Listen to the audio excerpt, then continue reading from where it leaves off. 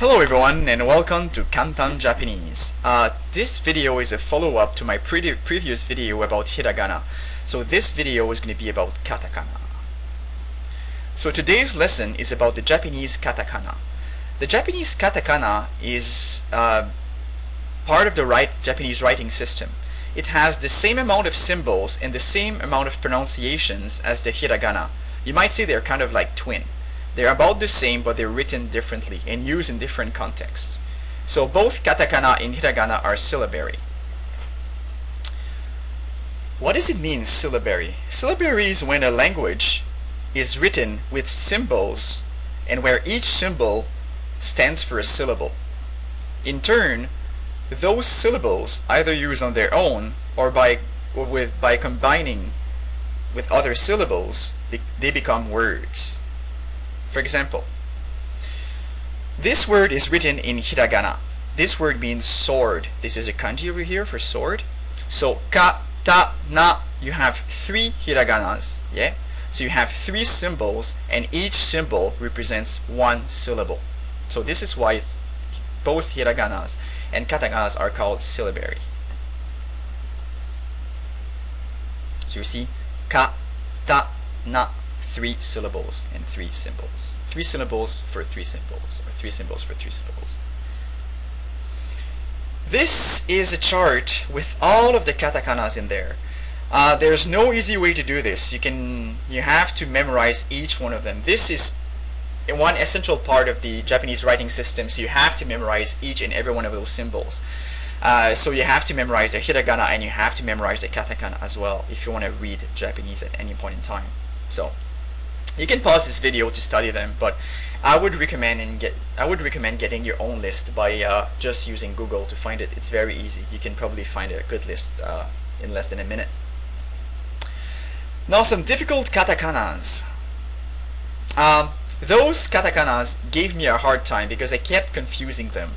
Ma and m, see, they're written almost the same way. Remember that ma is kind of like clockwise, turned clockwise, whereas m is kind of turned counterclockwise.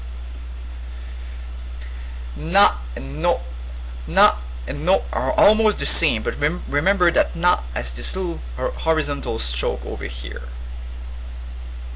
Next one, wa and almost the same once again, but is maybe a little bit smaller, and it's got this, or just about the same size, but it has this little vertical stroke on top of it. And was just doesn't have any.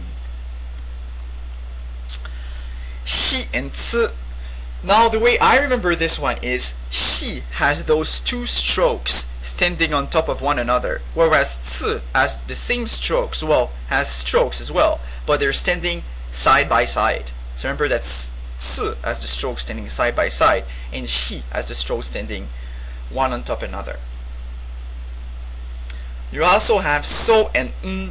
Now so has this stroke is kind of like more, it's kind of more vertical, it's kind of standing, so to speak, whereas n, it's more kind of like laying down. That's the way I remember it, at least. So those, pay attention to those and keep those in mind, because otherwise you'll keep confusing them. Now, how to use katakana. Katakana is mostly used for the transcription of loan words. Loan words are words coming from foreign languages other than Japanese. Just like in English you have French loan words like rendezvous or armoire are both words of French origin, but they were borrowed and adapted to English. Those are called gairaigo.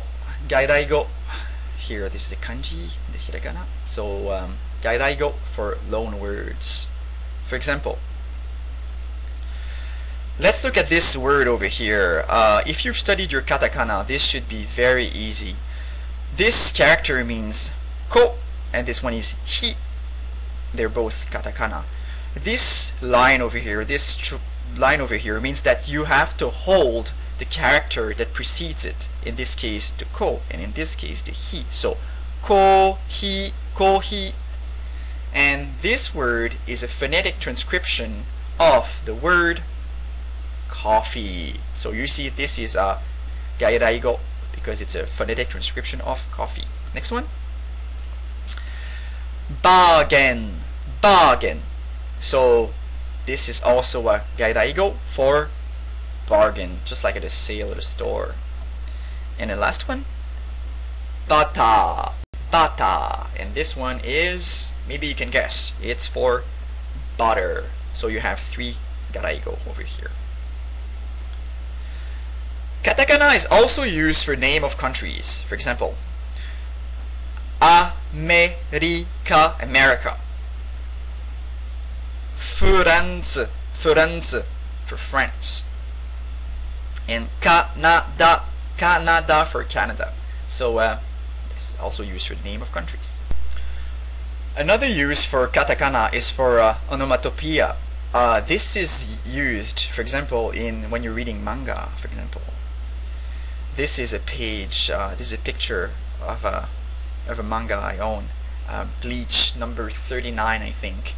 So you see you have some onomatopoeia over here and over there. So over here, for example, you can read do, so dom. So that's all for today. So things to remember.